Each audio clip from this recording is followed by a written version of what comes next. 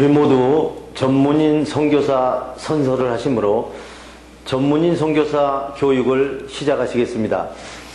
우리는 하나님을 창조주로 예수 그리스도를 구원해주로 성령님을 마음과 생각과 행동을 주관하시는 주로 성삼위일체 주 예수 그리스도로 섬기며 하나님의 영감을 받아 기록된 성경을 하나님의 뜻과 하나님의 말씀으로 믿고 그 계명을 성실하게 지키고 이행하며 자랑스러운 전문인 선교사의 신분으로 살아갈 것을 다짐한다. 우리는 모든 교회와 교파들의 차이를 인정하고 주 예수 그리스도를 섬기는 모든 사람은 그리스도께 쓰임받는 지체로 여기며 영적인 눈으로 마음의 평강을 보고 영적인 귀로 참 생각을 듣고 몸으로 의의 행동을 이루어 하나님께 영광을 돌리며 죽은 자 가운데서 살아나는 진리의 복음을 땅끝까지 전할 것을 다짐한다. 우리는 주님으로부터 부름을 받고 교육을 받은 후 전문인 선교사 사명을 위하여 세상에서 보냄을 받은 사명자로서 각자의 십자가를 스스로 지고 세상에 어렵고 힘들고 소외된 이들을 찾아 전문인 선교를 통하여 일자리를 창출해주고 그들과 함께 세상의 빛과 소금이 되어 모든 민족 앞에 하나님의 대리대사 직무를 수행한다. 안녕하십니까, 정양호 목사입니다. 오늘은 마음에 갈라디아서를 심으라는 주제로 갈라디아서 3장 강해를 시작하시겠습니다. 하나님의 뜻을 믿는 믿음으로 성령을 받는다. 갈라디아서 3장 1절로 12절의 말씀입니다. 갈라디아 사람들이여 왜 이렇게 어리석습니까? 누가 여러분을 속였기에 여러분이 이처럼 미혹되었습니까? 예수 그리스도께서 십자가에 못 박히신 모습이 아직도 눈앞에 선합니다.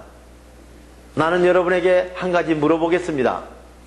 여러분이 성경의 법을 모두 다 지켜서 행동하였기 때문에 성령을 받았습니까?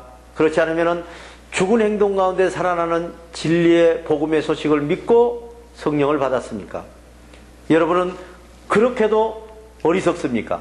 성령의 생각으로 행동을 시작해서 성경의 법을 지키는 행동으로 삶을 끝마치려 하십니까? 여러분의 그 많은 성령의 체험과 경험이 다 허사가 되었다는 말입니까? 참으로 안타깝습니다. 하나님께서 성령을 주시고 여러분의 마음의 평강과 생각을 주셔서 몸이 살아있는 행동을 하게 하신 것이 성경의 법을 다 지켜서 그렇게 된 일입니까? 그렇지 않으면 하나님의 생각을 믿고 행동하여 그렇게 된 일입니까? 그것은 아브라함이 하나님의 약속을 믿으니 하나님께서 그를 의로운 일로 여겨 주셨다는 것과 같은 것입니다.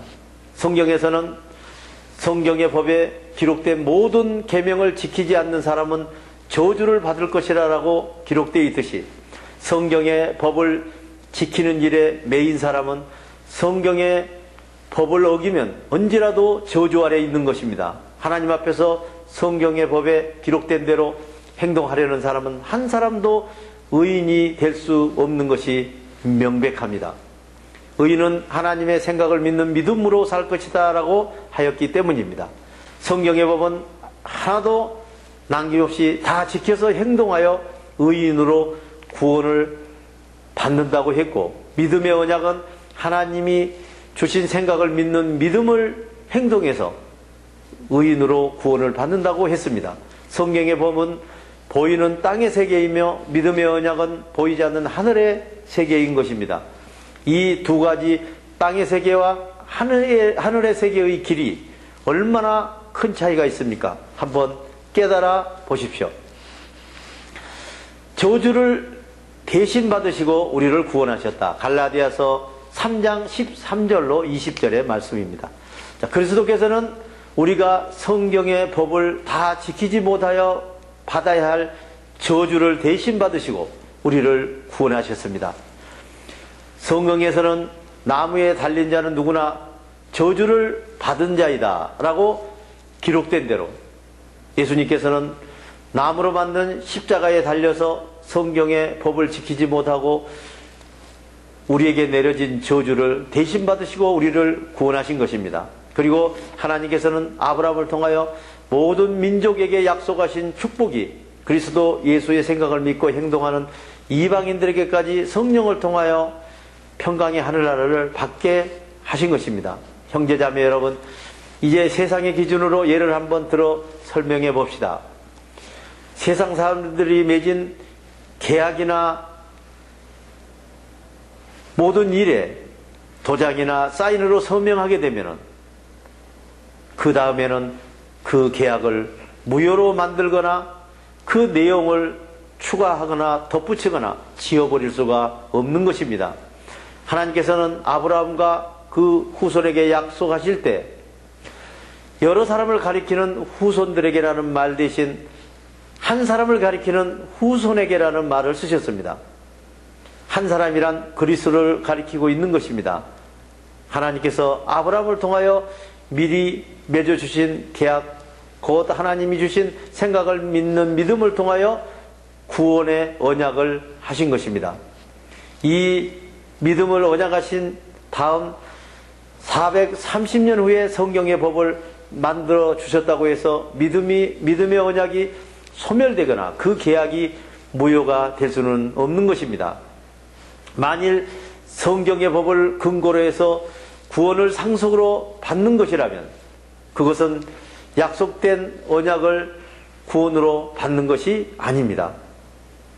그러나 하나님께서 약속된 언약을 따라 아브라함에게 상속의 선물을 주신 것입니다. 그러면 성경의 법은 무엇 때문에 주게 된 것입니까?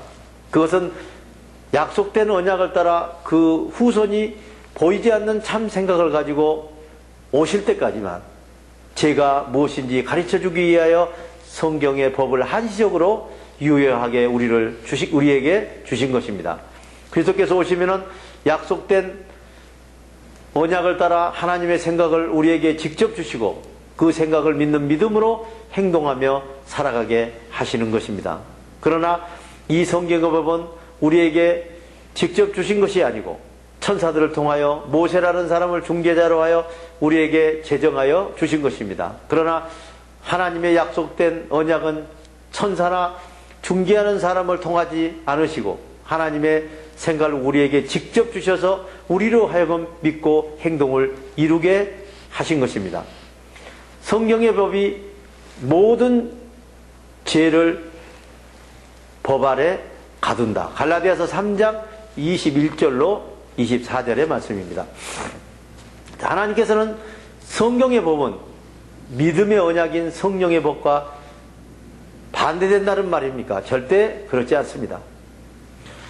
천사와 중재하는 사람을 통하여 주신 성경의 법이 영원한 생명을 줄 수 있었다면 분명 의인이 되는 일이 성경의 법을 지켜서 생겨났을 것입니다. 그러나 성경은 온 세상의 모든 것이 사탄이 통치하는 공중권세의 제자리에 갇혀 있다고 말하고 있습니다.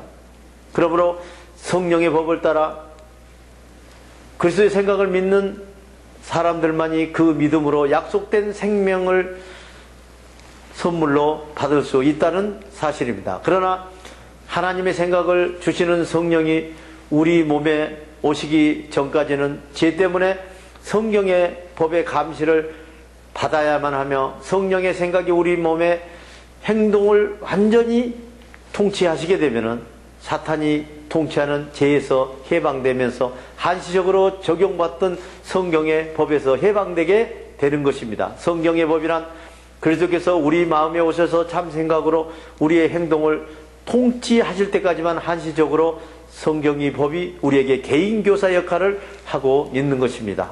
그러나 그리스도의 생각을 믿는 믿음이 우리 몸에서 의로운 행동을 이루면 하나님과 올바른 관계가 모두 다 이루어진 것임을 깨달아야 할 것입니다. 피와 살로 맺어진 하나님의 자녀. 갈라디아서 3장 25절로 29절의 말씀입니다. 성령의 생각을 믿는 믿음으로 행동할 때가 왔으니 우리에게는 개인 교사인 성경의 법이 계속 필요하지 않는 것입니다. 여러분이 모두 성령의 생각을 믿는 믿음으로 행동하고 삶으로써 하나님의 평강의 피와 생각의 살로 맺어진 자녀가 된 것입니다. 여러분은 세례의 계약을 맺어 사탄의 두려운 생각에서 죽었고 그리스도의 평강과 생각으로 그리스도와 임마누엘로 하나가 돼서 행동하는 옷을 입게 된 것입니다. 이제는 유대 사람도 없고 종도 자유인도 없으며 남자도 여자도 없는 것입니다. 여러분 모두가 그리스도 예수의 한 생각으로 같은 행동을 하며 살아가야 하기 때문입니다. 여러분이 그리스도의 생각을 믿는 믿음에 속한 사람이면 여러분이 아브라함의 믿음의 후손이요 믿음의 언약을 구원으로 상속받는 상속자들인 것입니다. 대단히 수고하셨습니다. 주기도문을 하심으로 오늘 강의를 마치겠습니다.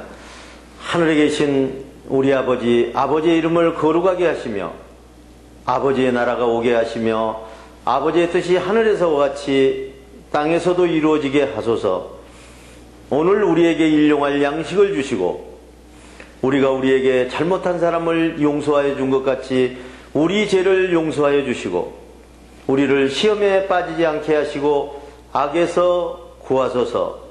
나라와 권능과 영광이 영원히 아버지의 것입니다. 아멘.